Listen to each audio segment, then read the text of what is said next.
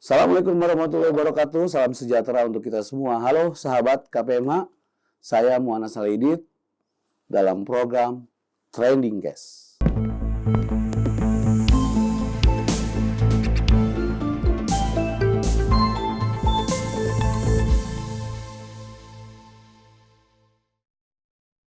Sudah lama saya tidak membedah kasus-kasus yang di dalamnya banyak para mafia kasus. Kali ini saya coba hadir untuk membahas tentang kasus tambang ilegal.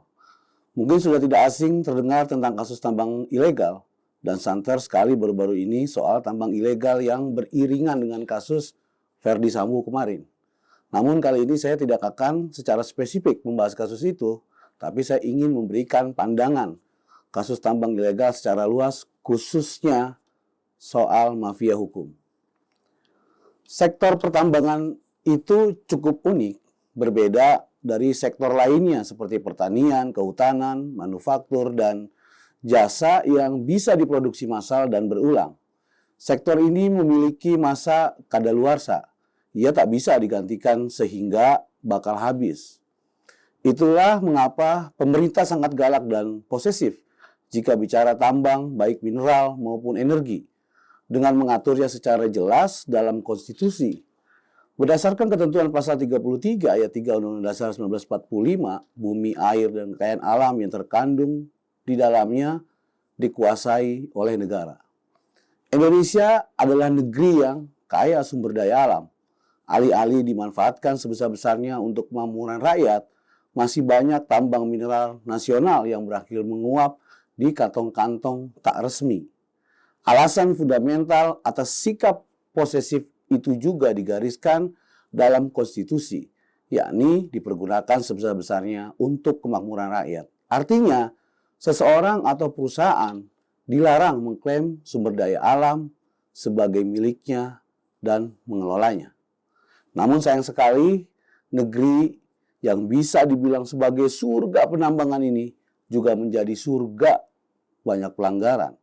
Dengan maraknya aktivitas penambangan ilegal alias pertambangan tanpa izin atau yang disebut dengan peti yang dilakukan oleh para mafia. Kenapa saya menyebut mafia? Ya karena mereka itu dengan sengaja menabrak aturan yang ada, mengabaikan kewajiban terhadap negara bahkan masyarakat di sekitarnya. Modus yang sering terjadi adalah mereka melakukan aktivitas penambangan secara diam-diam dan nekat melanjutkannya, bahkan setelah terdeteksi beberapa di antaranya bahkan dilakukan oleh perusahaan besar dengan modus tumpang tindih lahan tambang. Perserikatan Bangsa-Bangsa atau PBB mensinyalir kian banyak aktor intelektual dan mafia yang mendalangi aktivitas tersebut. Kajian gabungan antara Interpol dan United Nations Environment Program atau UNEP menilai tambang ilegal setidaknya menyumbangkan 48 miliar US dollar per tahun dalam pengusutan tindak kejahatan. Yang paling utama disorot dari pertambangan itu adalah izin. Ketika kita masuk ke rumah orang tanpa seizin yang punya rumah aja, kita bisa kena pelanggaran atau pidana. Loh kok ini bumi kita, tanah Indonesia, ya jelas ada aturan dan undang-undang, kok yang malah gampang ya mengabaikan itu semua. Izin yang harusnya berprosedur, tapi dengan adanya akses mafia-mafia ini, ya mudah bagi mereka untuk tidak melaksanakan aturan prosedur yang seharusnya dan benar. Dan mafia-mafia itu tidak menggunakan prinsip pertambangan yang baik, serta memiliki dampak negatif bagi lingkungan hidup, ekonomi, dan sosial. Lalu apa yang harus kita benahi di kasus mafia tambang ini? Pertama, ya jelas aturannya harus lebih diperketat. Jangan ada lagi jalur belakang untuk urusan perizinan, khususnya bagi oknum mafia itu. Kunci semua aksesnya.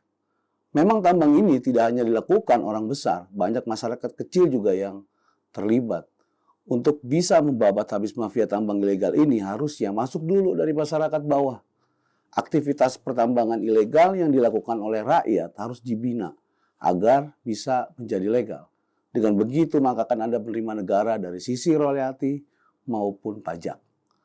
Adapun dari sisi regulasi, peti melanggar Undang-Undang Nomor 3 tahun 2021 tentang perubahan atas Undang-Undang Nomor 4 Tahun 2009 tentang pertambangan mineral dan batu bara. Pada pasal 158 undang-undang tersebut jelas menyebutkan bahwa orang yang melakukan penambangan tanpa izin dapat dipidana penjara paling lama 5 tahun, bahkan didenda hingga mencapai 100 miliar rupiah. Jadi kenapa kita mesti serius dari kasus mafia tambang ini? Ya karena jelas banget kerugian dari yang mereka lakukan dan timbulkan. Maka dari semua perilaku mafia-mafia itu setidaknya mereka mengeruk kerugian negara mencapai triliunan rupiah.